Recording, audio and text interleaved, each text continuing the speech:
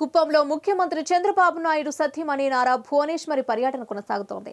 4 రోజుల పర్యటనలో భాగంగా కుప్పంకొచ్చిన భౌనమ్మ అక్కడ పలు అభివృద్ధి కార్యక్రమాలకు శ్రీకారం చుట్టారు. ఈ సందర్భంగా గురువారం ఏబిఎన్ ఆంధ్రజ్యోతి ప్రత్యేక ఇంటర్వ్యూలో భువనేశ్వరి మాట్లాడుతూ ప్రజల కోసం, టీడీపీ కార్యకర్తల కోసం ప్రజాక్షేత్రంలోకి రావాల్సిన పరిస్థితి వచ్చిందని తెలిపారు. వైసీపీ 5 ఏళ్ల పాలనలో ప్రజలు ప్రతి ఒక్కరూ కోల్పోయిన స్వతంత్రం కోసమే ఈ ఎన్నికల్లో కూటమికి అఖండ మెజారిటీ వచ్చిందన్నారు. అసెంబ్లీ అన్నది దేవాలయం లాంటిదని, అలాంటి దేవాలయంలో ఒక స్త్రీ గురించి మాట్లాడిన తీరు చాలా బాధేసిందన్నారు. ప్రజల సమస్యలపై మాట్లాడవలసిన దేవాలయం లాంటి అసెంబ్లీని వైసీపీ పాలనలో భూతు పురాణంతో అపవిత్రం చేశారని మండిపడ్డారు. కూటమి పాలనలో అసెంబ్లీ హుందాతనంలో నడుస్తోందన్నారు.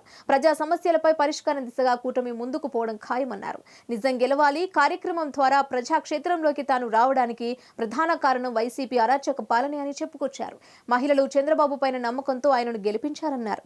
వారి నమ్మకాన్ని వమ్ము చేయకుండా వారికిచ్చిన ప్రతి హామీని చంద్రబాబు నెరవేరుస్తారని స్పష్టం చేశారు. ప్రత్యక్ష రాజకీయాల్లోకి వచ్చే ఆలోచన లేదని తేల్చి చెప్పేశారు. ప్రజల సుఖదుఖాల్లో పాలు పంచుకుంటా అని భువనేశ్వరి పేర్కొన్నారు. కాగా గతంలో స్కిల్ డెవలప్మెంట్ కేసులో టీడీపీ అధినేత చంద్రబాబు నాయుడు అరెస్ట్ అయి రాజమండ్రి జైల్లో ఉన్న సమయంలో భువనేశ్వరి తొలిసారిగా ప్రజాక్షేత్రంలోకి అడుగుపెట్టారు. చంద్రబాబు అరెస్ట్ సమయంలో అనేక మంది కార్యకర్తలు బాబు అరెస్టును తట్టుకోలేక మరణించారు. దీంతో ఆయా కార్యకర్తల కుటుంబాలను ఆదుకోవాలని నిర్ణయించిన భువనేశ్వరి నిజం గెలవాలి పేరుతో ప్రజాక్షేత్రంలోకి వచ్చారు. విడుదల వారీగా పలు నియోజకవర్గాల్లో తిరుగుతూ మృతి చెందిన కార్యకర్తల కుటుంబాలను పరామర్శించారు. వారికి అండగా ఉంటామంటూ భరోసానిచ్చారు. అంతేకాకుండా ఆయా కార్యకర్తల కుటుంబ సభ్యులకు ఆర్థిక సాయం కూడా భువనేశ్వరి అందజేసిన విషయం తెలిసిందే.